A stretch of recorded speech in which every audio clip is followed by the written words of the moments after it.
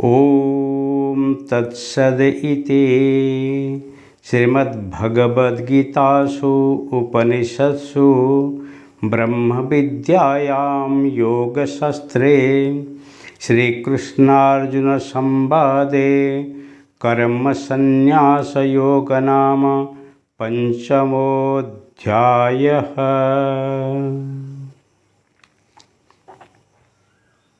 इति ऐसे ईश्वर ओम तत्सद इति ईश्वर को स्मरण करते ही श्रीमद् भगवद गीतासु, जो श्रीमद् भगवद गीता है उसी के अंदर जो ज्ञान है, उपनिषत्सु, उपनिषद के अंदर जो विद्या है वो ही ब्रह्म विद्या। कोई भ्रम नहीं है। जिसको भ्रम है, जिसको शंका है, उसी को दूर करने के लिए श्रीमद् भगवद गीता को हमको पढ़ना चाहिए। और यो भी योग शास्त्र है, यो ही योग शास्त्र सन्मत है। श्री कृष्ण अर्जुन संवाद है, यहाँ परिसंवाद है। श्री कृष्ण अर्जुन परिसंवाद है। लोग कहते हैं जे हाट मध्यम ब्रह्म ज्ञान नहीं देना चाहिए। लोग जहाँ इकट्ठे होते हैं वहाँ पर ब्रह्म विद्या नहीं देनी चाहिए। नहीं हो सकता है। परंतु यहाँ पर महाभारत, जहाँ पर दोनों तरफ लख लख सैन्य सामंत युद्ध के लिए खड़ा है, वहीं पर भगवान श्री कृष्ण अर्जुन को ज्ञान देते हैं। और क्या है? कर्म संन्यास योग नाम पंचमोऽध्याय। कर्म संन्यास, कर्म को संन्यास करके, कर्म को ही समर्पित करके, कर्म फल को ही इच्छा रखने बगैर कर्म कर और तुझे ही योग मिलने वाला है।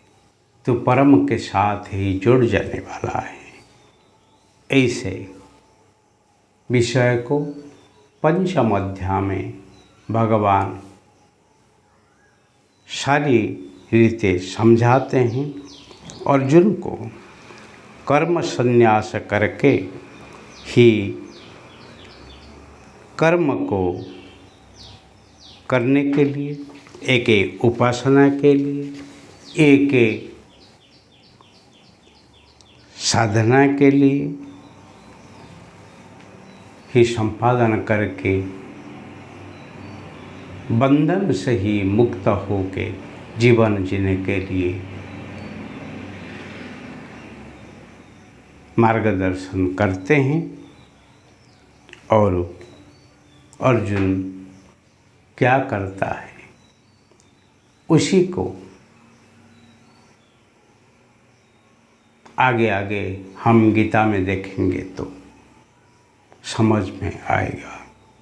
हरिओम तत्सद, हरिओम तत्सद, हरिओम तत्सद इति। हरि ओम। ईशावास्यमिदं सर्वं यत्किंच जगत्याम जगत। ईश्वर सर्वव्यापक है। वही ईश्वर को स्मरण करते हुए तेन त्यक्तेन भुंजिता, उसी के द्वारा जो कुछ हमारे लिए दिया गया है उसी को ही जीवन में पाने के लिए